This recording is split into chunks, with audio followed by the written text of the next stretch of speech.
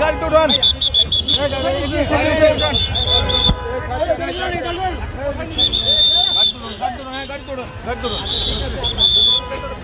দেখি সরা গাড়ি তো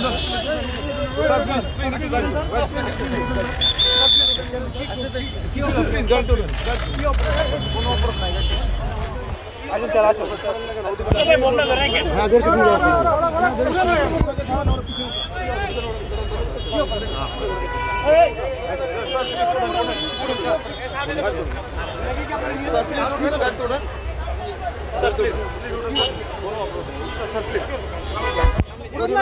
আর কি হলো স্যার গাড়ি তো স্যার প্লিজ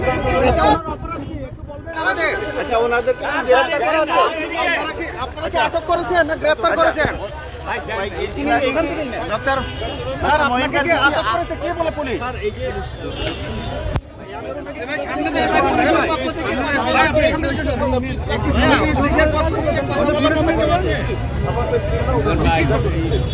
এই যে নিরাপত্তাজনিত কোনো হুমকি দিয়েছেন না আমি কি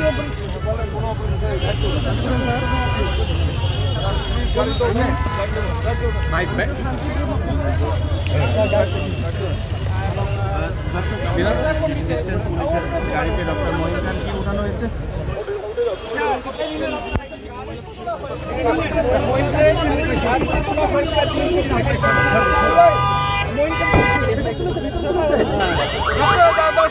মহিন খানকে নিয়ে যাওয়া হচ্ছে কোথায়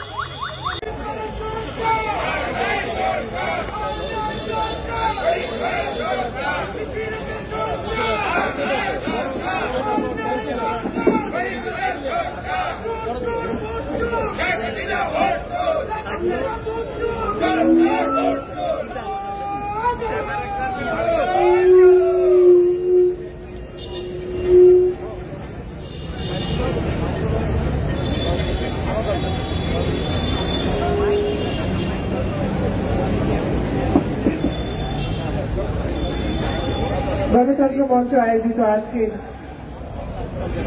শাসন ব্যবস্থা পরিবর্তন, দ্রব্যমূল্যের ঊর্ধ্বগতি এবং অর্থ পাচারের প্রতিবাদে আজকের এই সমাবেশে সভাপতি এবং উপস্থিত কেন্দ্রীয় নেতৃবৃন্দ আজকে যারা উপস্থিত হয়েছে, এমন সময় আমরা বারবার এখানে দাঁড়াচ্ছি। দেশের এই সময়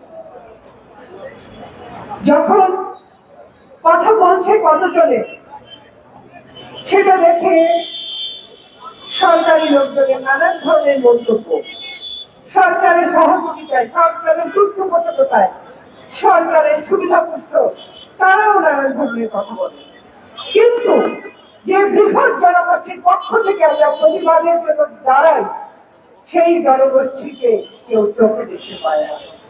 চোখে দেখতে পায় না বলে এদেশের 2 থেকে 5% ভোটকে 42% নেওয়া হয়।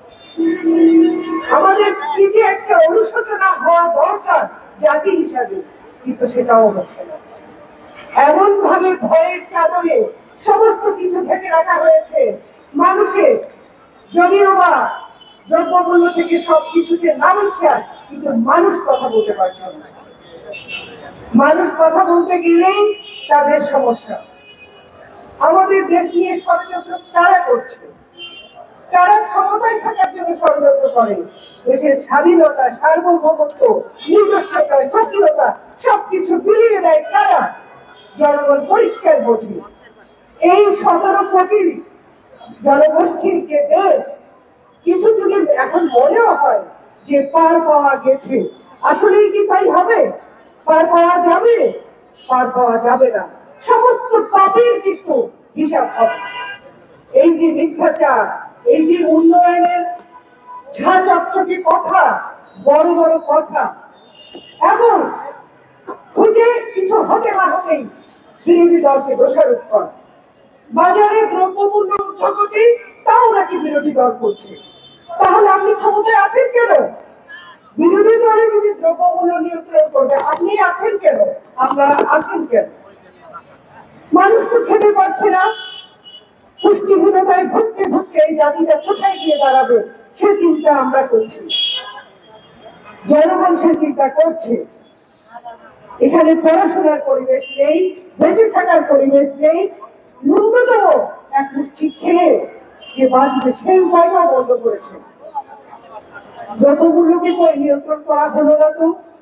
একবার বলা হয়েছিল নির্বাচনের পরে, তথাকথিত দামি নির্বাচনের পরে সব ঠিক হয়ে যাবে। হয়েছে কি?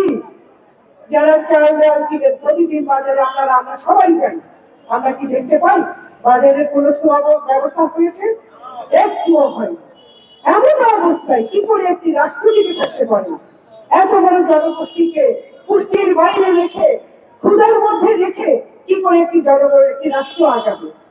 কিভাবে আমাদের শিক্ষাঙ্গনগুলো কিভাবে নোংরা হয়ে যাচ্ছে? 21শে ফেব্রুয়ারি ভাষার মাস, জনগণ জানে না, প্রজন্ম জানে না। কেন জানে না? তাদেরকে কি শেখানো হচ্ছে? স্কুল কলেজে কি শেখানো হচ্ছে? তাহলে কেন করা হয়? প্রশ্ন করলে প্রশ্ন উত্তরদাতা বলে 21শে ফেব্রুয়ারি এনজয় দিবস। এই শিখালেন? এই রাষ্ট্র চালাচ্ছেন যে 21শে ফেব্রুয়ারিকে বলে এনজয় দিবস? সাদা কালো পোশাক পরে আসছে, কিন্তু তার মর্ম জানছে না। এখানে পৌঁছেছি আমরা রাষ্ট্রকে। এত যে বড়াই করি, কোথায় আছি আমরা? আজকে আমাদের যারা মেধাবী, যারা সচ্ছল, যারা তারা পারে, তাদের ছেলে মেয়েরা বাইরে চলে যাচ্ছে। কি হবে আমাদের ভবিষ্যৎ? রাষ্ট্রটা কারা চালাবে? কোন চিন্তা আছে? কারণ চিন্তা নেই। কারণ কি জানেন? রাষ্ট্রটাকে স্বাধীনতা, সার্বভৌমত্ব, স্বাধীনতা, নিজস্বতা দিয়ে টিকিয়ে রাখার কোন চিন্তাটা ওনাদের নেই। শুধু আছে কি করে গদিতে থাকা যাবে, কাকে খুশি করে, কার পদলেহন করে, কাকে সমস্ত কিছু দিয়ে ক্ষমতায় থাকবো সেই চিন্তা করে। সুতরাং এখান থেকে দেশকে বাঁচাতে হবে। আপনারা আমরা সবাই মিলে দেশকে বাঁচাতে হবে। বাঁচাবার সে লড়াই চলছে, বাঁচাবার লড়াই চলবে। আজকে যারা আমরা এখানে কথা বলছি, সংখ্যায় কতজন সেটা বড় কথা নয়, কথাটা সঠিক কিনা আমি আজকে প্রচার মাধ্যমে যারা আছে তাদের কাছে জানতে চাই। কথাটা সঠিক কিনা যেটা আমরা বলতে চাচ্ছি। শাসন ব্যবস্থা পরিবর্তন, তথাকথিত দামি নির্বাচন বাতিল এবং দ্রব্যমূল্য সহ যা কিছু কোটি শত হাজার কোটি টাকা রেকর্ড হয়ে গিয়েছে, কারা করেছে? বিদেশে বেগম করা কারা করেছে? বিরোধী দল করেছে। তাদের টাকা ফিরিয়ে আনো। এই যে প্রতিবেশী দেশের একজন সাংবাদিক করেছেন যে একজন কেউ যদি টাকা ফেরত দেয় তাহলেই নাকি আমাদের টাকার সমস্যা চলে যাবে। সেই একজন কে? সরকারি দলের সবচেয়ে বড় পৃষ্ঠপোষক তারা। তাদের টাকা ফিরিয়ে এনে দেশের সমস্ত কিছু রক্ষা হোক, যা কিছু আমাদের কাছে তা দূর করুন, তবে বুঝবো আপনি সরকার এবং রাষ্ট্রের জন্য ভাবে। যতক্ষণ তা না ভাববে এই রাষ্ট্রে যেখানে আমরা আছি তার সাথে